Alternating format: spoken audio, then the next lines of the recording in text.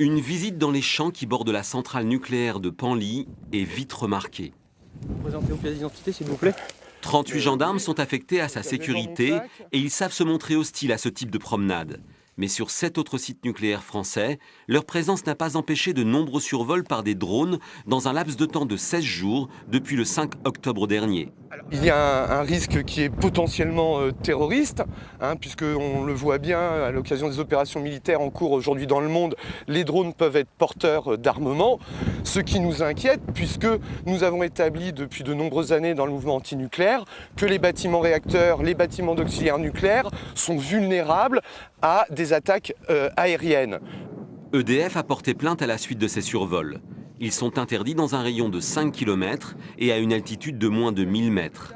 Mais l'apparition des drones, ces petits engins volants radiocommandés, est une nouvelle donne à laquelle les autorités doivent s'adapter.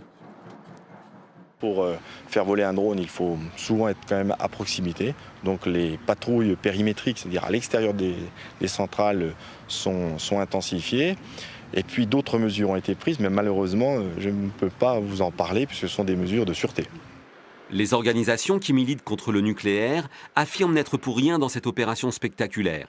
Mais elles en profitent pour répéter que l'État a tort de nier toute possibilité d'attaque malveillante. Nous voulons que le risque terroriste soit pris en compte. Parce qu'en France, il y a des menaces sérieuses sur les sites nucléaires. C'est aussi pour cela que nous voulons arrêter le nucléaire. Pour l'heure, aucun des 2 sites nucléaires de Seine-Maritime n'aurait encore été survolé.